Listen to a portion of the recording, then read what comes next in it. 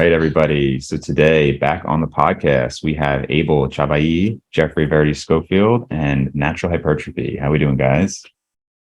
Pretty good. We're rocking a lot of blue and beards today. So yeah. pretty good. That's funny. We always have a theme every single time. Yeah. Yeah. Well, you have blue as well. You're just disguising it. Yeah, good. So I don't know the last time we actually all got on the round table. It's kind of lose track, but a few different topics today. I want to dive into some stuff based on psychology of lifters, some stuff just on like recent topics. So right now we were just talking before we started recording. Abel is kind of cutting down a little bit. Geoffrey, you're pretty deep into a cut, right? Yeah, last 2 months. And then NH, what are you doing now? I'm finally bulking. Oh yeah, okay. Yeah, that feels really good. What's your so you say finally, meaning instead of just kind of recomping? Yeah. After the 3 years of just staying at the same body weight and just getting stronger, more volume, and trying to get rid of unnecessary fat, now I'm at a point where I can finally entertain some extra fat so that I can gain some mass. Yeah. And then what are you up to now, weight wise? 215. Okay.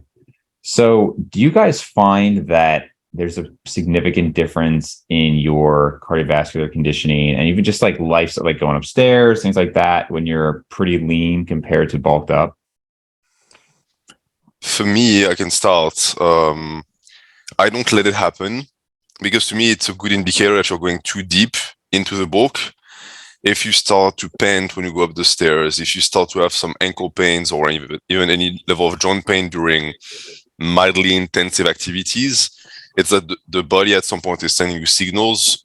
So for me, it's the same. It's the exact same because I also train using supersets. So if I were to lose cardiovascular abilities, I would not be able to perform in the gym. How about you guys? For me, the biggest difference was at like 225 or so, my feet would hurt walking around. Like when I tried to start walking 15,000 steps a day, my feet were not happy with that at all. Whereas now, it's hard to say if I've adapted because of just doing the steps and adapting to that, or because I'm, 25 pounds lighter. But yeah, I can walk 15,000 steps a day now with no problems. As for getting out of breath, that was never really an issue. It was just like the structural. I mean, I know that if I tried to run at 225, it would just mess me up. Mm-hmm. Whereas, 200 pounds, I would say it might be actually doable. But in terms of getting winded after squats or something, or walking upstairs, no, not at all. At 250 or something, yeah, I could see that maybe being an issue. But 225 was totally fine. Yeah, so I was just thinking that what are the first things that I notice? And so walking up the stairs, so there's this pretty long staircase that I need to go up on when I'm walking home. That one feels noticeably easier as I get leaner. And then there's some unpleasant stuff which are not related to this, but the reason I don't like getting too fat is I sweat more while I eat and some gross things like that. And then so honestly, my cardio conditioning is actually really shit. So much so that I'm actually gonna sign up to a spinning class with my wife. It will be a nice mutual project that we'll have because I really need some extra. I noticed the other day that I was changing the weights on an easy bar, and I got out of breath from that. It was okay, come on, this is ridiculous. This is not supposed to happen. And part of the reason I like low reps so much is probably because of that. Because I don't even on a leg extension, I don't want to do 10 reps. I would rather do 5 and then destroy my knees. So that's the one. And so that's also not so much cardio conditioning, but I do notice now, for example, I did 2-day, but not fast, but very much protein sparing modified fast, but not even sparing that much. I ate very little. And I was doing chin-ups, and it at my elbow, for example, it felt so much nicer. And I mean, that had to have been because of lower joint inflammation or something like that. And that I always notice that when I'm bulking, after some point, my joints start feeling worse, and not on body weight loaded things necessarily only. So even on a row or something, a chest supported row, my elbows hurt more. So I know none of these are like cardio conditioning so much, but just consequences of eating a lot and getting heavier. Yeah, I think I don't say most people, a lot of people feel worse joint wise while dieting, just because I guess they feel like things are less lubricated. Yeah, after a point. Yeah. I definitely notice a difference though with cardiovascular conditioning. If I'm like 185, that's when I was like working on the mile time, clear improvements in time, and just I would say general activity. I just felt like I could go longer versus if I was, bulked up to my heavier, like 210, 215. Like I remember playing racquetball at close to 220. And I mean, it was a clear difference. Now that's like an actual sport versus just walking around. But I mean, I was clearly winded compared to when I was below 200. So there's a point where I'm just like, oh, and actually, I'm almost surprised you guys don't feel it more, because most of my friends do comment on it as they get to like 200 plus. There's a pretty noticeable difference. Even one of my friends who's like very good at cardio, always doing cardio, he was just kind of forever lean, staying around like 170. And I just finally got him to bulk up, told him like, you should push to even 190. And he commented that he noticed a big difference too, even just going, and that's not that heavy, but I would think most people would notice like a 20-pound difference. I mean, I definitely notice it, just not so much on that. But I mean, I don't know, like if someone is as poor at cardio conditioning as I am, so like getting out of breath on things where you're really not supposed to, I mean, is it enough to just get leaner? I mean, don't you need to do something like more targeted to improve it, like noticeably? Yeah, I mean, for sure. I mean, certainly I would recommend also exercising in addition to it. Yeah, I mean, you get, some of these like NFL guys, obviously like elite of elite, but it's actually amazing how fast some of these guys who are 250 to 300 pounds can move. It's like pretty incredible. So to dive into the first real topic here today, this is something I've kind of teased on other podcasts, and I don't know if there's really an answer, but if we look at frequency and volume that people discuss in terms of how, people talk about, well, if you split it up, even if it's the same volume, it was talked for years that, well, 2 times frequency, 3 times frequency is better. More recent years, it's kind of been like, well, is it better, or is it just that you can use frequency to distribute higher amounts of volume, right? If you're doing 20 sets of back, you're not necessarily going to want to do that in one day, although some people do. If anything, though, I've actually seen some people talk about, and again, maybe a little bit more in the enhanced world, talk about a per session volume, saying that, if you were to just do 1 set of biceps per day, that's not enough. Maybe 6 sets per week is fine, or 12 sets is fine, but not 2 sets per day. There has to be some level of stimulus. And when I think about it, I've never seen anything in the literature to suggest that. Intuitively, it almost seems like it would make sense, though. Like if I was going to train for cardio, I couldn't just run 1 minute and then like a couple hours later run 1 minute, even if it all added up to like a significant amount of time during the week. Like you'd think there would have to be some level of accumulation, but I'll just kind of leave that broadly. What do you guys think? Well, I think you raised 2 very important questions that are separate but also linked. And that's the question of frequency and its importance, and then the question of intensity and its importance. I think that we've all heard, it's very popular nowadays, people who are starting to claim that frequency doesn't matter at all, right? What only matters is the number of total sets weekly. So whether you do 20 sets on Monday or 5, 5, 5, 5 on Tuesday, Wednesday, Thursday, Friday, doesn't really matter. I think that this is completely untrue. Personally, I don't know what you guys think. We'll see what you guys have to discuss, but I think that this is not taking into account muscular fatigue. It's not taking into account junk volume. It's not taking into account relative intensity. The fact that if you do 20 sets, your first 5 might be like pristine, top quality volume. Then the next 5 are going to be sort of okay. Next 5 are going to start to really be fatigued for the same muscle. And then the last 5 are going to be total garbage. If you look at the weight you're going to use, compared to the first set, it's going to be slashed 25 to 30%, at which point it's not effective anymore. So why not take these 5 sets and put them somewhere else in the week?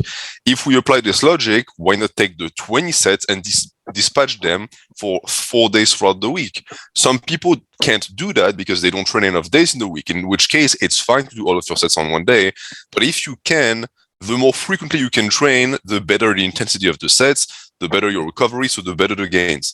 And then there is the question of, again, the intensity of these sets and what it's going to do to your muscles. The top set is the most important one because it's the one that you're going to be the freshest at. You're going to get the most reps with the highest intensity. So that could lead also to a mindset of one set, right?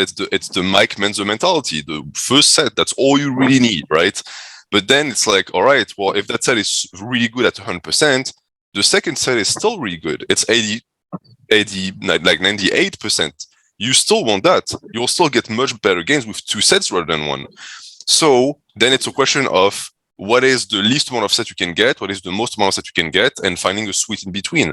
My sweet in between is 3 to 4, pushing sometimes to 6 to 7 to 8 on one day for one muscle. And I know that Geoff is completely different. Yeah, it does require experimentation. And I've just found that I'm on the higher end of that. And I mean, if you look at my sets, I think someone who is into high intensity training would look at my volume and be like, oh, well, he's just like fluff and pumping the muscle, or he's just sandbagging the sets. Like this is probably 4, 5, 6 RIR, right? But then they actually see the sets and they're like, oh, they're actually still pretty damn hard sets. It's just that I can recover from a lot. It could be from my history as a distance runner, but I found through experimentation that I can just do a lot of work and still recover. And I still go for a 2 times per week frequency. If I did so much work that it would take me a week to recover, I would say that I would be better off splitting it up. And my general rule of thumb is 2 times per week frequency as sort of a starting point. And then you can maybe go to 1.5 if you need to. So for example, right now on RDLs, I found that lower volume actually does work because it's a very stressful and stimulatory exercise for me. Whereas something like a chest supported row, I mean, I could probably recover from, 20, 30 sets per week just because it's a totally different exercise.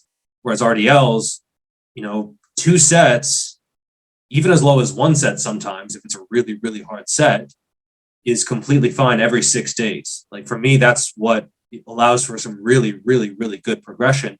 And I've done once every 3 days. Progression is not any better. And in fact, often it is worse. I've done like 15 sets of RDLs, all of them hard in a single workout.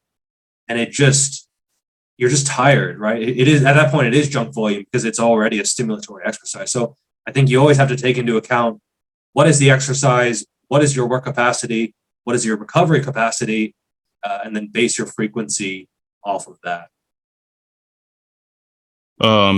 So, I mean, Dave, you and I talked about this multiple times, I know, and it's still something that I'm thinking a lot about because this is one of those topics that for me always comes back to so what actually causes muscle growth? Like, do we what is our best guess? And the thing is that the idea that it's just about weekly sets and the frequency doesn't matter or matters little, that would be true if let's say, well, if all that matters is just the mechanical tension aspect, like how much total weight are you lifting and how much actual load is on the muscle, well, not on the muscle, but how much load are you handling in total, how many reps are you doing, and so basically what is the accumulated amount of work that you do, then I think basically that would be a good argument for higher frequencies, but it would also just mean that it doesn't really matter. As long as you arrive to the same place, it will be good enough. In that case, also, it would be interesting to see, okay, so if I'm losing some tonnage because I'm training only, say, once a week, I'm doing a huge chest day. So yes, the total loads by the end of it are going to be smaller. So the total volume load is also going to be smaller. But if I did a few more sets, then would it be as good as training more frequently? Because I would not be surprised if that was the case, actually, because we see that lifters that are doing the bro split are typically also doing higher volumes for that muscle group, and not always, but frequently, these 30 sets, these are common with pro bodybuilders, for example, but pro bodybuilders usually will do a bro split. Again, not always, but it's pretty common. And then the other thing is, so what you mentioned, I'm not sure how much the metabolic like fatigue aspect plays a role here. So like, does it actually matter that like, okay, so you like reach this like higher muscle activation level or whatever, but now that you actually keep hammering that and like really like inroad or fatigue the muscle even more acutely, like does that have an impact on things? Because yeah, the cardio example that you brought up, yeah, for cardiovascular fitness, it would not be good enough to just do like 2 minutes of cardio every day and then like, accumulate it over the week. But for calorie burning, I mean, it would be almost as good, right? Like whether you walk like 15,000 steps like at one go or distributed over the day, it still matters some because you will be tired by the end of the 15,000 at one go. So those final steps are going to be slower and more lethargic, but it's much closer to being the same compared to the cardio fitness example.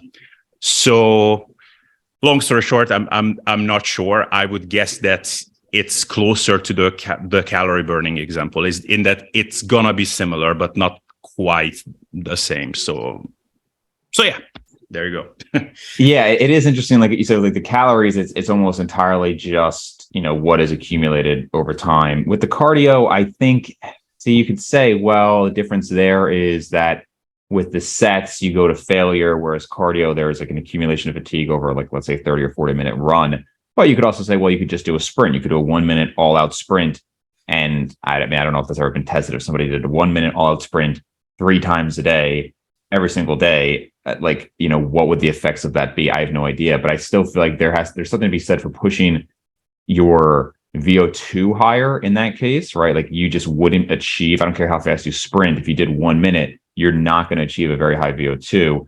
And maybe the analogy to that would be, maybe there is something in the session where even if you were to go to failure on one set, there's some unknown accumulation of fatigue, metabolite buildup, whatever that happens over a whole session that is required too. Again, I don't know the answer, but so NH, and you gave a pretty clear answer, but I would ask, like, let's say you just took in a muscle in isolation, so like your biceps. How many sets per week are you doing right now, roughly? So right now I'm in a phase where I finally am trying to grow them again. So what I'm doing right now is on a weekly basis, I will do between 8 to 12 sets of biceps. Total. Okay.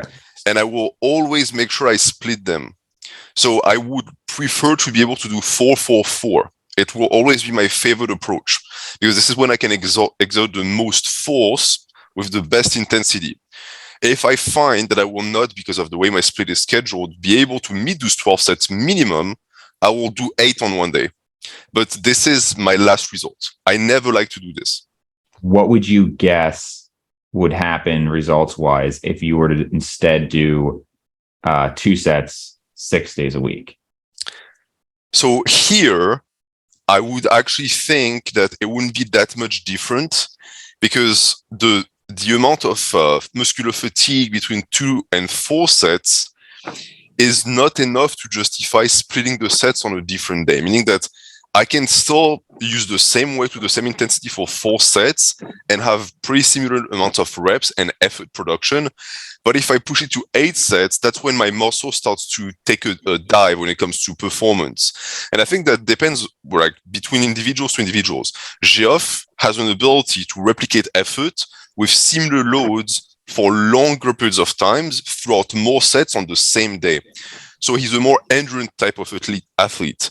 I'm a more explosive type of athlete, even though I'm not that explosive at all. But see, I think he is more of a freak when it comes to this, and I'm more of an average guy. I think that most people are like this. Most people will find that if they do 4 heavy sets of upper back, they might be able to get 4 more heavy sets after that. But I scarcely see people able to replicate that amount of effort for 20 sets like Geoff does. That's unheard of. So for the vast majority of the population, it's best to stay within something that is going to sound reasonable, like 4 to 8 on one day for one muscle. I totally agree. Geoff is a little out of the norm there. I mean, for me, it's like 2 sets of a given exercise. I'm like, or even like the difference between the first and the second, if I go to near failure, is such a huge drop off for me. So that would, I think the general principle of, split it up when too much volume has accumulated for that day. I guess I'm more getting at the other extreme of the people who think it would actually be worse in the situation of 2 sets 6 times a week or 1 set, where they actually believe they're like, I guess just to be direct with it, do you think there's any validity that on a given day you need to do at least a certain number of volume rather than take it where I think you guys are looking at it as, oh, when should we split up and increase frequency? It's more like, is there actually a negative to too much frequency with low per session volume? Yes, I think that the first one is practicality, because for the vast majority of people, it's not doable, right? Especially if you're a complete bodybuilder and you train every body part, put them on a piece of paper and try to train them every single day, every time you can, and you'll find out that you end up with sessions that make no sense, are too lengthy, happen too many times a day. We have jobs, we can't do that. So even if it comes at a price, it's best sometimes to pair the sets together and do your 4 or do your 8s instead of doing your 2. Then there's also the question of amount of warm-ups required, because warming up is necessary, but it doesn't do much to your muscles. It doesn't grow your muscles. It's still volume, it does something. But if you end up having to warm up every single time for only 2 sets, now you multiply the amount of times you warm up throughout the week. So the total global volume you get now is being skewed more and more towards low intensity because you attempted to always get high intensity sets. So you sort of shoot yourself in the foot by doing this also, because now a lot of your workload in route does nothing. Yeah, the 2 practical reasons are both good. Go ahead, Jeff. 3 of us. Yeah, I think, again, this kind of like depends on the movement for me. You know, if it's something like a rear delt raise or something like that, I think you can go super high frequency, 2 sets per day, and it would be totally fine. But again, like going back to the RDLs today that I did, I mean, I just need a lot of warm-ups to get up to the working weight, even though I'm not even super strong. I hit 150 kilos, 330 pounds for 12, and I only did 1 set because I finished the set, and then I was like, am I going to do a back down set? And I put 120 kilos on the bar, and I have the experience now to know that it just wasn't even worth it because I'd already done enough. So I think if you've done enough to trigger, that chemical cascade or whatever is happening in the muscle, and after a while you can sense when that happens, I think at that point you're just good. Like, just go home, rest, recover, you're fine. It's just that for me, on some muscle groups like my back, my chest, basically everything except like RDLs or squats or something, it's a lot more volume to get to that point for me. For me, if I did 1 set of failure on pull downs, I'm not sure if that would even do that much for me, right? Like, I actually might need a little bit more volume as a minimum in a session. It's just that I think I am a little bit of an outlier there, and most people don't really need to worry about a minimum amount of volume that they're doing, especially if the sets are genuinely hard. I don't think there's really a minimum, and 1 set or maybe 2 sets is usually enough. And then I usually write in like 2 to 3 sets on a movement, just because realistically most people are not going super, super, super all out. And so maybe they could use that 3rd set. Sure. I think if we are being fully honest, so like if we discount the practical stuff, so let's say in an alternate universe, you're always warmed up, or warming up is not an issue, like that's your full-time job, like you're getting $10,000 for every extra pull-up that you do or whatever. Is there a downside, like chemically, physiologically? The honest answer is I just don't think that we know. Like it's something that like science still needs to like investigate a little bit further. And like anecdotally, experientially, it's really hard to tell because these things. So I think it's reasonable to have the approach of, okay, if someone wants to do this their entire training career, like very frequent training, like for example, sometimes I do this when I'm at home, like on the weekends. Like I will not go there and have like a workout here in my little like mini home gym. I will just like go there here and there and like do a set, come back, type up an email, go back there, do another set. So basically it's like a 12-hour workout. So like if I did this all the time, that would be like the highest frequency that you can have. So it's not even like twice daily training. It's like all day training, basically, like spread out. Could I have gotten to where I am doing my entire training career? I don't know. And I think it's a reasonable approach to take to say, you know what? I think people should experiment with this. Let's see if you can reach your genetic potential like this. But please, you experiment. I don't want to risk like shooting myself in the foot if it turns out to be stupid in a few years. And but scientifically, I would also say that we have no good reason to say that it would be suboptimal. So I think if someone makes like a really firm stance, like no, like you need to whatever do this with the myonuclei and an mTOR and whatever, like that's bullshit. Come on, like we just don't know. Yeah, no, I think that's fair. So all right, so just shifting to rebound on this for 1 second, because I think that Abel makes a very good point.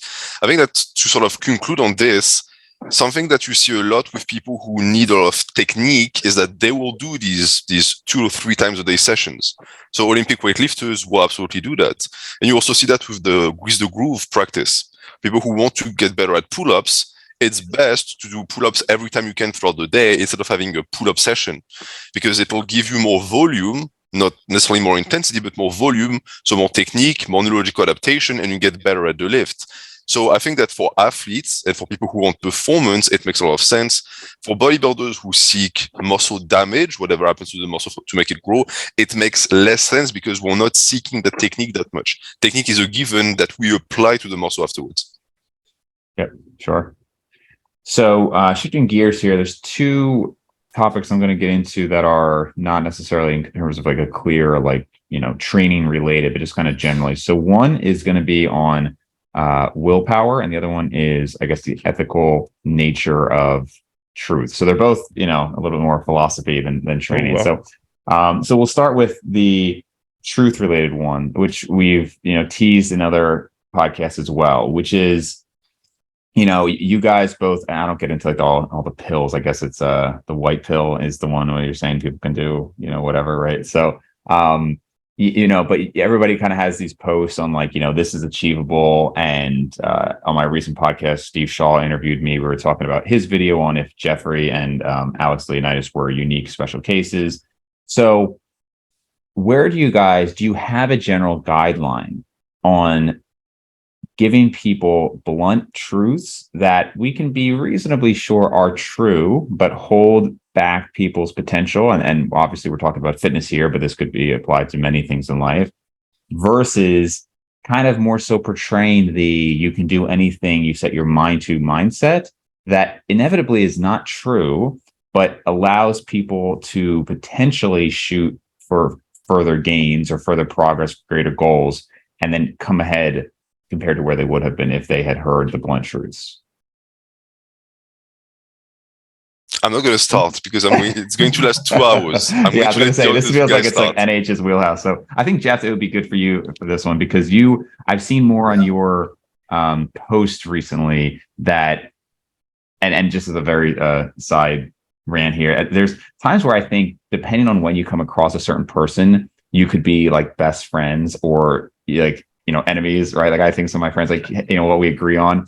And I could imagine a universe where like Jeff and I never met formally and somebody's like, hey, Jeff, have you heard of this Dave McConey guy? He says there's a natural limit. Or like, Dave, like this Jeff guy can't be natural. He's saying that there's no limit. And be like, screw this guy, But obviously that's where like actually getting into the nuance helps. So I think you have general more promotion, Jeff, of, hey, like, don't set limits, push harder, and your experience kind of backs that up.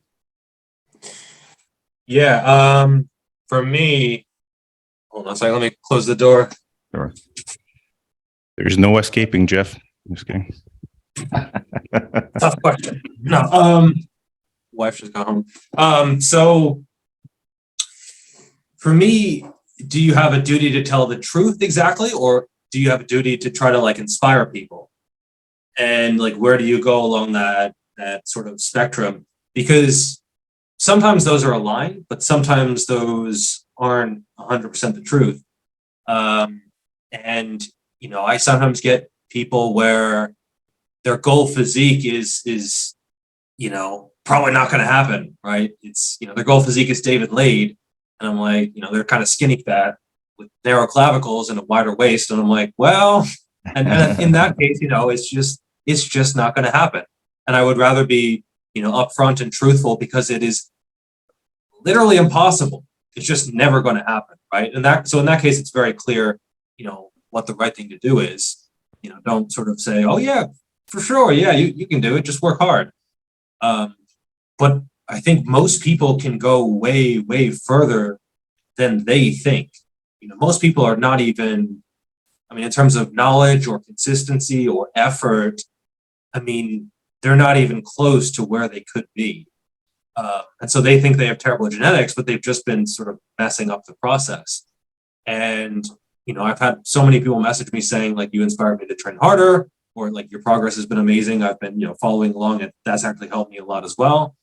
And, I try to be as truthful. Truth is my middle name, right? So I try to be as truthful as possible in terms of being realistic. It's just that when you're speaking to a general audience, you don't know what that is going to be for every single person. So it's possible someone watches my videos, trains really hard, learns a lot, is very consistent, and they still don't get to their goals, but I don't know exactly what their goals are. So it's tough for me to sort of, balance those two. And in terms of like a natural limit, I guess that's sort of a different and big topic, but I don't really see any evidence for it. I don't, I see a cluster of naturals around certain levels, but there's always a way to improve if it is really, a priority. And it might not be a massive amount. It might not be 10 pounds of muscle. It might not even be 5 pounds of muscle, but there are so many places where someone can actually, quote unquote, optimize if they really, really want to. And I see a lot of people who, they claim to really want it, but then you look at, their training and their setup and their effort and then their diet and, are they prepared to actually do those little things? And more often than not, they aren't really as dedicated or disciplined as they think they are. And so if they actually get those small things, and sometimes it's big things too, right? Someone's like natural limit and they're getting 4 hours of sleep or something. I've seen stuff like that all the time. So Hey, what's wrong with often than not, more often than not, there are always ways to improve. So then I'll go next, and then NH can go on the 12-hour rant or whatever was the promise. So for me, it's I'll react to you, Jeff, first, because like I think you're a good example of where I can sort of see both the type of inspiration that I think is good, even if it's not I wouldn't say a white lie, but maybe you could be more blunt. But at the same time, like, it serves a good purpose, and it's not that big of a bending of the truth where it could be problematic. So I see both that, but every once in a while you will have the kind of video where I think that you go a little bit too far in the inspiration versus being blunt kind of direction. And that's just my perspective. Like, I'm not even saying that you do it deliberately. You might be like, think what you're saying like 100%, and that's completely fine. You had one like a month ago or so where, I mean, I don't want to paraphrase you too much, so don't quote me on this, but it was something like more or less explicitly said to people that, like, I think that almost everybody could get to where I am and where Alpha Destiny is, or Alex Leonidas is. He has a bigger chest than me because he is stronger. He just worked harder at the bench. I have a bigger triceps because I worked harder at tricep extensions. And I don't understand why people don't get to where I am, because I'm literally telling you what I'm doing. So like, it does not make sense why you're not here. And to me, that was a little bit too much. Like, I think that it's like you could have been as inspirational without promising people something that, like, and like that's a really like high standard that you said. Like, are you sure that, like, really if most people did everything possible, like, they would actually get there? Okay, I'm not sure you said most people, but like you made it Yeah, out I to don't be think like I easier was than that what it. much. That's We'll too give much. Yeah. Jeff time to rebut this after you're done. Yeah. No, sorry. Like I shouldn't have said that. I have no idea if you said most people. But that was sort of like the feeling that I got from it. That if I was just kind of the average Joe out there, like watching this, I would think like, but okay, goddamn, I'm gonna do what he's gonna do, and I think I'm gonna get there. Whereas like, I think that someone can be very, very inspired in training and can have a very healthy mindset and be very hardworking by getting inspired first, and not think that they can look like Geoffrey Verity Schofield. Because I think you're so freaking jacked that I think it's not demotivating for anyone to hear that. Yeah, like Geoffrey has very good genetics, so even if you don't get there, you could still be doing very well. Like, for example, look at these guys. Like, they are not as big as Geoffrey. They look pretty good as well, right? And so yeah, and one last thing, and I would actually love both NH and Geoffrey to react to, is, I mean, this kind of mindset that, inspiration versus telling the truth at all costs, that is the number one weapon of fake natties, right? Or not a weapon, but that's their main justification for themselves. That's what, like, Liver King, like how many times he has said that I was trying to make people are hurting at a rapid rate, or what was he saying all the time? So I was just trying to inspire them. So yeah, that's what I'm going to finish with. And please react. Whatever. Yeah, so I definitely have never. So I've seen this comment, not a lot, but once or maybe twice, where someone said something like, "You're saying you have average genetics," and I've never said I have average genetics. I mean, I think it's pretty clear that my genetics are not average. I mean, I have almost a 30-inch waist at 6 feet tall and 200 pounds. I mean, yeah, I don't. That's structural. Like, that's a gift, right? Something like height is clearly genetic. Something like waist size, clearly mostly genetic. It's not like I'm selling waist trainers over here. But I think in that video I said everyone can improve, because I get messages from people in their second or third year of training and they've plateaued. And then again, I delve a little deeper and they're missing really, really big, important things. And so when I see someone like Alex Leonidas still making progress after 13 years, I'm not saying everyone can get to his level, but people can take inspiration from the fact that he's way further than them and he's still making progress, right? So it's not that they can reach his level, but they can make at least similar progress. That's what I was referring to. So not his level, but the amount of progress that he's making incrementally, right? So, and I get people whose goal physique is me, and I really discourage that, because, muscle insertions matter. Waist size is definitely a factor. And then realistically, a lot of this is my job, right? Like, most people are not going to have the time. Well, maybe they'll have the time, but they won't necessarily have the whole setup that I have, the genetics, effort and the energy to put into that. Yeah. So it's like, I think it's important to be realistic, but at the same time, most people could do with a good amount of inspiration. And especially with regards to, what is naturally possible. Got it. All right, H, have at it.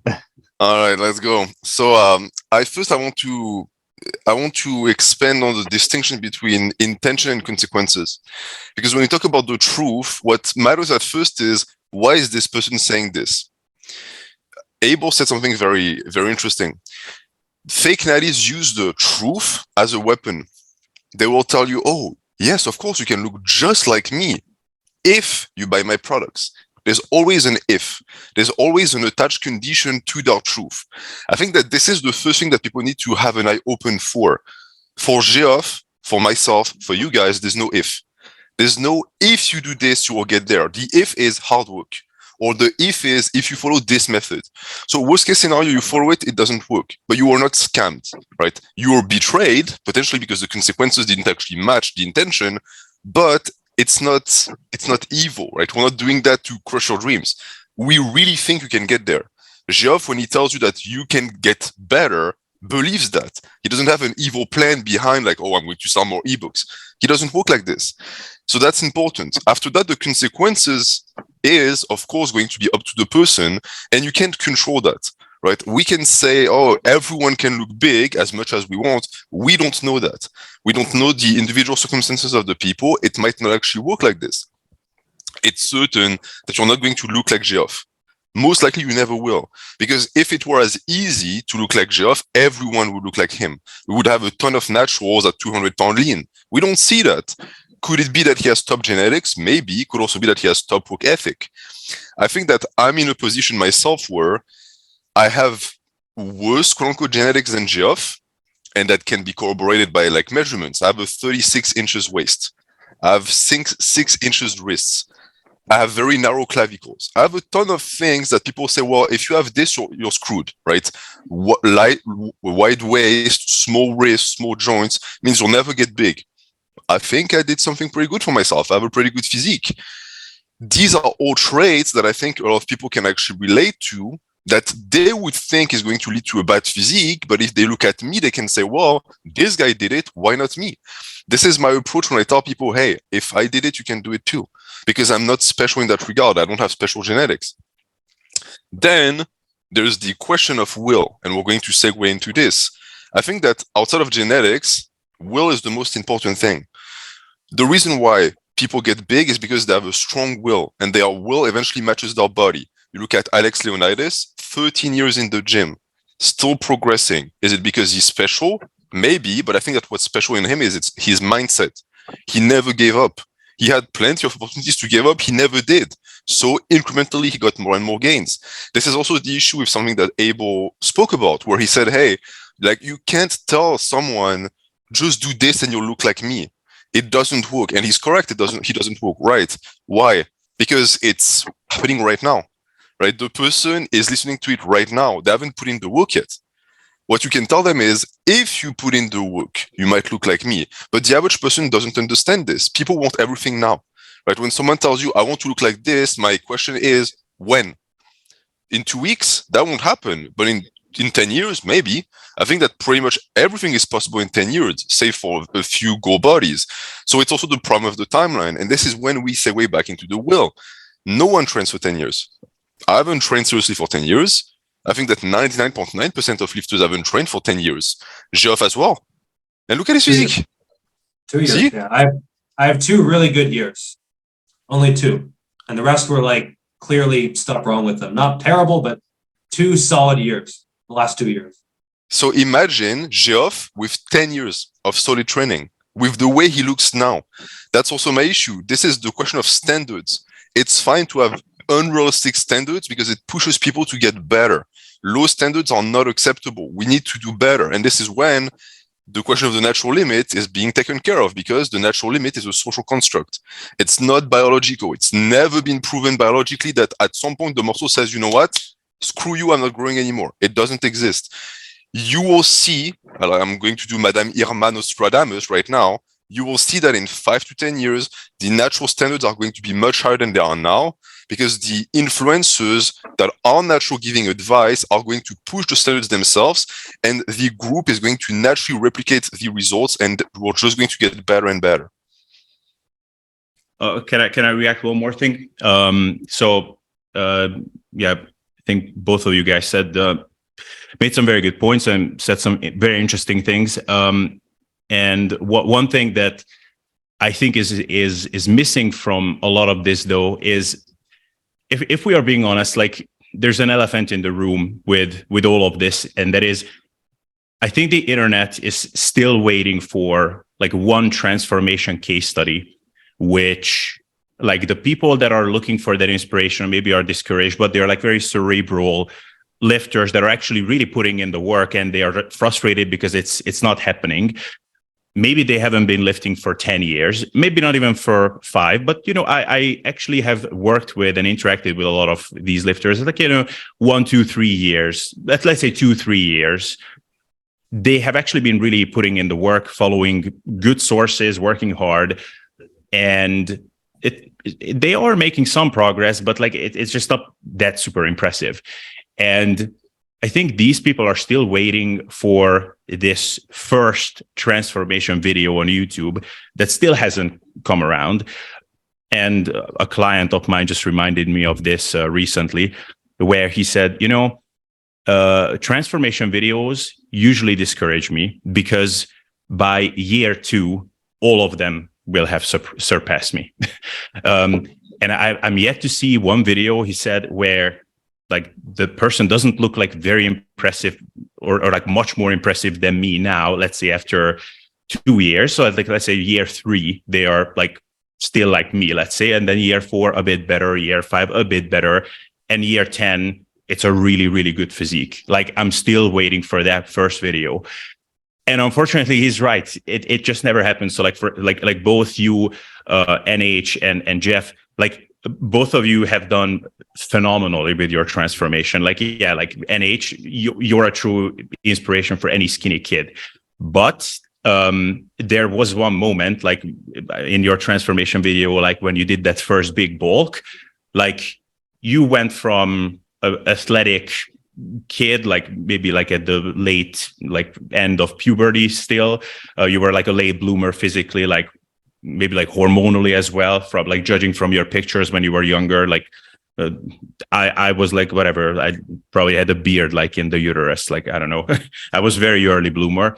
And it was like a night and day difference. Like it was like, something is happening, like, yeah, maybe this guy is moving his body, and then boom, like monster. And then you cut down, and I mean, that was basically the foundation of the physique that we are seeing now with you. You have made improvements since, for sure. But at that point, like you went from an NH embryo to NH. Like since then you have went to like NH plus. But like those people that are like still waiting for that moment where like they could go from whatever Joey embryo to Joey, and it's still an embryo after 3 years. Like for them, it's really, really hard to take that on board sometimes. So sorry, very long monologue, you guys. No, it's good because it does make sense. And it's true. If you look at my transformation with the slide, there's like kid, and then boom, it looks like I just got big. But look at when this happens within my journey. It happened, I think, when I was 22. So it was 7 years into my lifting journey. 7 years. If I had been one of these guys looking at transformations from kids who are at like 16, they look massive, I could have been like, well, I clearly have been working longer than them and nothing has happened. So this must mean I have bad genetics. At which point I would have stopped and I would have stayed a tadpole for the rest of my life. I would have never become a frog. But I never was exposed to these sources. And I just kept going and kept going and kept going until one day I was buff. And it's something I tell people a lot. You will wake up one day buff. And this makes no sense because we're naturals. It's supposed to be a slow process. We don't just explode in size, yes. But your mind doesn't realize your results until one day you're like, damn, I made it. Like, there I am. Yeah, it worked. It almost feels magical psychologically. But the problem is getting to that point.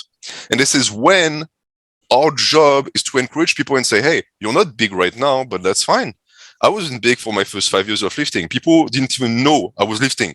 I looked like a guy playing basketball. I was 160, but I kept going. I never stopped. And then eventually I got to a point where people now are like, wow, clearly you were gifted because you transformed. Yeah, I transformed after like 8 years of training. I think that if that's what it takes, then pretty much anyone can do it. I don't know if you're going to look like me, but if you put in the work, you can do it. Did you say, NH, that you don't have 10 years of training yet? So this is an important distinction between the amount of time you've been training and the amount of time you've been training seriously. I've been training since I was 15, but when I was 15, I was doing push-ups on my knees and I was curling chairs. I started going to a gym when I was 21 or 22, but even then I was doing random powerlifting stuff. I really think I started training seriously when I was 25, so it's been 3 years. I'm not saying that the training I did before did nothing, because it's most of what I did, right? But I only really start counting my serious years of training starting 3 years ago. So 2 points on that. One, I don't know if you can really say simultaneously, hey, I've been training since I was 15, and it wasn't until I was 8 years in that I really noticed stuff, as if, hey, I've been grinding and it took this long, while simultaneously saying, well, I was also just doing like push-ups in my house. Like, because by the first statement, you're kind of making it sound like despite starting so early, it took so long. And in the second statement, you're saying, well, that really wasn't that serious anyway. Fair. I would say here that the reason why it wasn't that serious is because it couldn't be that serious. Because I did not possess at the time the ability to do anything else. And it's not just material wise. It's not just, oh, I couldn't go to a gym. It's also because I was so weak that this is all I could do. Push-ups on my knees sounds like nothing to me now, but back then it was all I could do. I would do 5 and be spent. Literally, I would do 2 sets and I couldn't move anymore. This is why I said that I started very small and then I expanded. If you had put me in a gym back then, I couldn't even bench the bar. I'm not kidding. I couldn't squat the bar. Like, I was so low on the totem pole of strength that I could do nothing. Many people are like this. Many people are going to have to need that transition period until they get to a point where they can actually work seriously. For me to know how to train and to start training seriously, I needed that period. I'm glad that you brought that up, because I get that comment a lot. People say, well, you say you started training seriously now, but what about the start, right? This shows that you have good genetics. You didn't get good results at the start because you trained improperly. No, it's just that it was the only thing I could do. And for most people, it's going to be the only thing you can do. Not everyone is going to start pressing 225 incline press. Sure, but for 6 years or just to start? I mean, if you said at first, but not past the first year, I would imagine. I'm not going to spend too much time on this, but essentially this was my training journey. I spent 2 years doing calisthenics from 15 to 17 in my bedroom. Push-ups, pull-ups, anything I could do. I could curl chairs, and it was enough. Intensity and volume-wise, it was enough. I was growing, but I grew from 110 to 130 doing this. It's 20 pounds of lean mass. It's not that impressive, but for me, it was my start. Then from 17 to 20, I did dumbbell movements. So I had a set of dumbbells in my bedroom. Every day I would do rows, curls every day. Anything I could do with the dumbbells and imagine, I would do. I went from 130 to 160-ish, 170-ish doing that. So that's 30, 40 pounds of gains in 3 years. At the end of that, I have pictures in my transformation. I looked like, again, a guy who plays basketball and who does a few push-ups. It took me that long to get to a point where most people look like that naturally. Yeah, well, that's always a big point of my genetics video. And I think the fact that you and I started so young explains why things also took so long, right? Like you're obviously not going to be, it doesn't matter how well you train, you're not going to be near your potential when you're 17 or 18. So, I started at 12, but again, more seriously at, I would say 14, and I was 130 pounds, right? And so by the end of high school, I was like 165, but I'm 6'1". So again, you're just kind of a less lanky guy. And I mean, it was pretty similar leanness too. I mean, it was literally like 25, 30 pounds probably of that was lean mass. But, when you start so young, and this is for anybody listening, if you're in high school, it's like, you could look at it as a good or bad thing. It's just going to be a more drawn out process because there's no way, like I said, how good your training is. You're not going to be maxed out at 18 or even 20, right? No, yeah, absolutely. But I think that the reason why it's still so important to tell people to start young is not necessarily for the muscles that we gain, because we still gain a ton of muscle that we would have needed to gain anyways, but it's for the discipline. Remember those days in high school where everyone would go party or do something else and we would be regimented. We'd be like, no, I have my training, I have my diet, I have to stick to this. Are these sacrifices? Yes, but I'm glad I did them because it's what now gives me the discipline and the ability to put in the work when it matters most. So I think we can circle back to the ethical aspect, but that I'll jump to the next topic because that's just such a good tie-in for it. I was listening to, and honestly, I don't know, it was just something that popped up on Instagram, and some, I guess, celebrity or something. He was pretty obese, and he was saying how he's like, it's clearly not a willpower thing. He was worth, I don't know how many millions of dollars, but like very wealthy, whatever. He's like, it's clearly not a willpower thing. You see how hard I work here. You see I do this. It's not a willpower thing. I just, it's self-hatred, or I don't think I deserve to be healthy, whatever. And I thought that was kind of BS. I mean, I'm sure there are instances where, yeah, maybe somebody just doesn't think they're worth it or, whatever. But I think in most cases, it's just that there's different, willpower can apply to different things in life, right? Like it doesn't actually take me much willpower. And I've told this story before, but I had a friend in college, and somebody complimented me and said, wow, you have such willpower. And he said, well, I don't know if it's really willpower at this point. It's mostly just a habit. And at the time, I was like kind of proud of my willpower. So I was like, oh, no, it is willpower. But in reality, it's harder to not exercise, right? I mean, at this point, it's not really willpower. I mean, obviously, there are times where you need the willpower to really push. Maybe you're really tired, whatever. But for the most part, it's just our lifestyle. And I think, in contrast to what this obese celebrity guy was saying, is that I think you could absolutely have willpower in business or willpower in this and still not have the willpower to put the fork down or have the willpower to get to the gym. They're different things. And people also experience difficulty. Some people thrive at the gym and aren't successful anywhere else in life, right? I mean, their whole life is a mess, but they're an IFBB pro. So just like a general discussion here on differences in willpower in different areas.